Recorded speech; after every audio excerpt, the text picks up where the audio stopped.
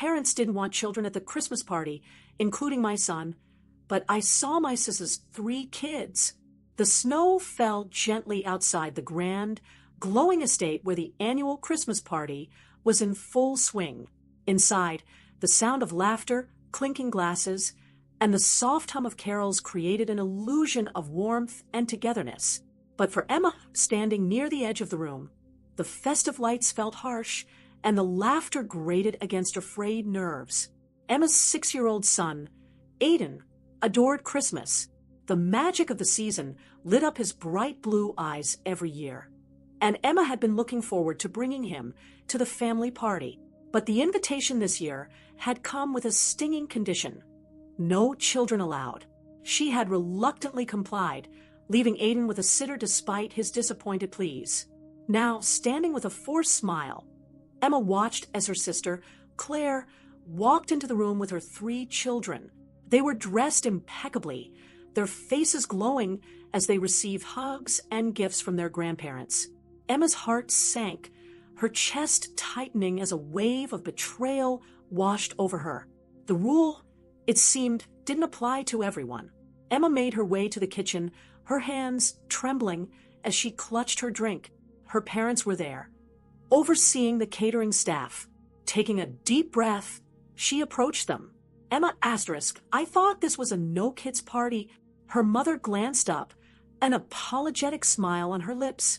Oh, Claire's kids are older. Emma, they're easier to manage. And you know how close they are to your father. Emma asterisk, Aiden's not a toddler. He would have been thrilled to be here. Instead, he's at home, wondering why he wasn't invited. Her father interjected, his tone dismissive. Emma, this isn't the time to make a fuss. We wanted to keep things simple this year. Emma's lips tightened, the lump in her throat growing. She turned away, her emotions swirling. It wasn't just about the party.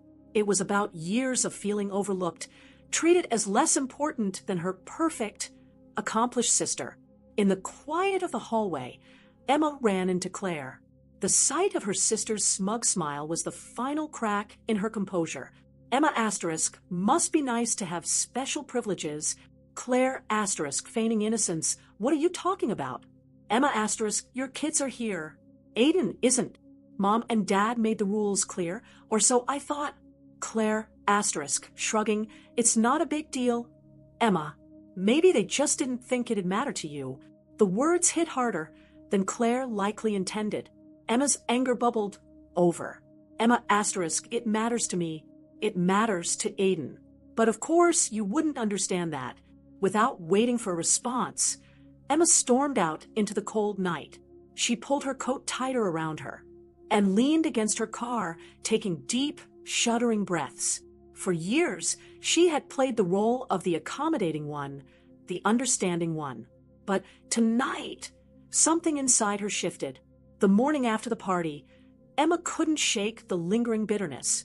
As Aiden ran into the kitchen in his pajamas, his face lighting up at the sight of a fresh snowfall, Emma felt the sting of her family's actions all over again. She plastered on a smile for her son, but resolved to confront the situation head-on. Later that day, Emma made a call to her mother. Her voice was calm, but firm. Emma asterisk, we need to talk. About last night. Her mother hesitated on the other end. Emma, I know you're upset. Emma asterisk, it's not just about last night.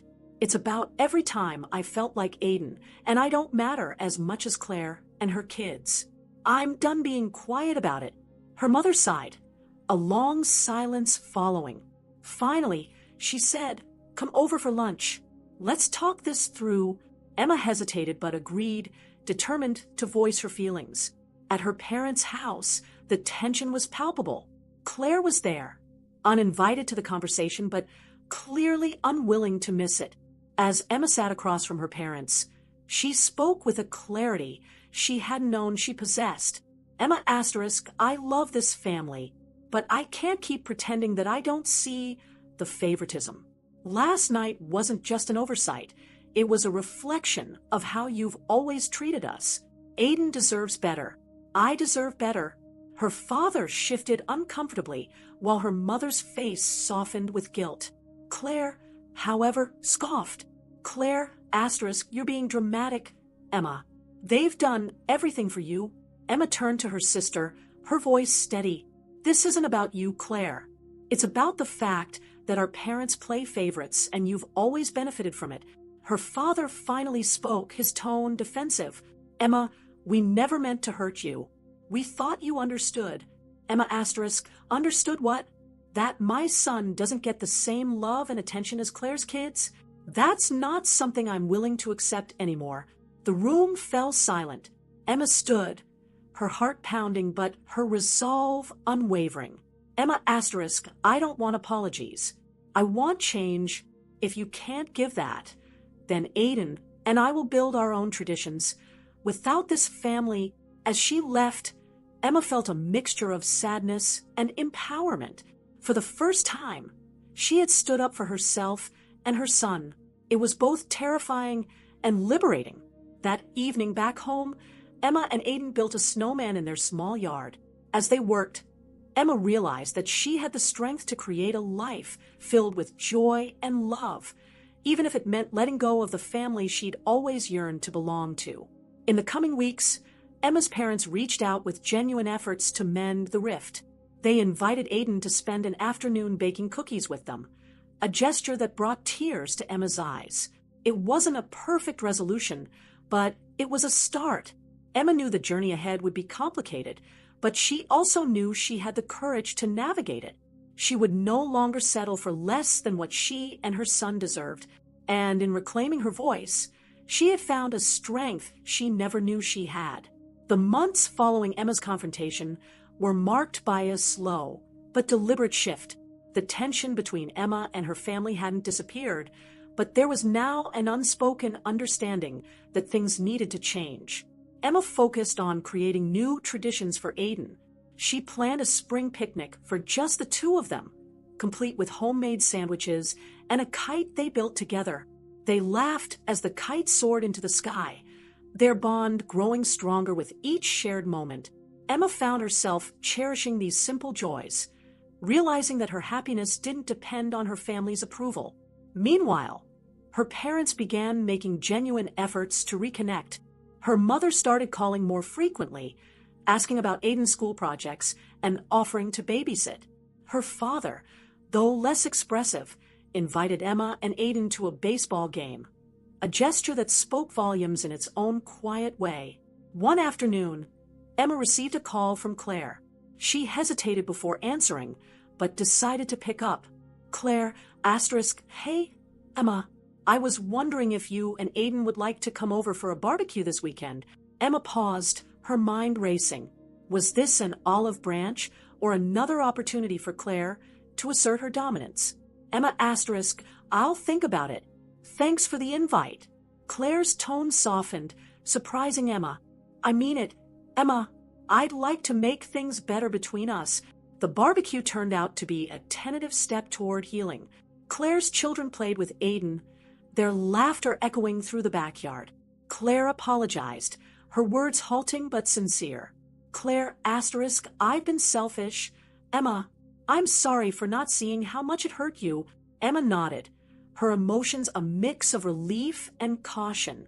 Thank you, Claire. I appreciate that. As the family gathered for a group photo, Emma felt a flicker of hope. They weren't perfect, but there was potential for growth. That Christmas, Emma hosted her own party. She invited her parents, Claire, and a few close friends. The living room was cozy, decorated with handmade ornaments Aiden had crafted. There was no grand estate, no rigid rules, just warmth, laughter, and love. During the party, Emma's father pulled her aside. You've built something beautiful here. Emma, I'm proud of you. Tears welled in her eyes as she hugged him. Thank you, Dad. That means a lot. As the evening wound down, Emma watched Aiden drift off to sleep under the glow of the Christmas tree. She felt a deep sense of peace. Her journey had been painful, but it had also been transformative.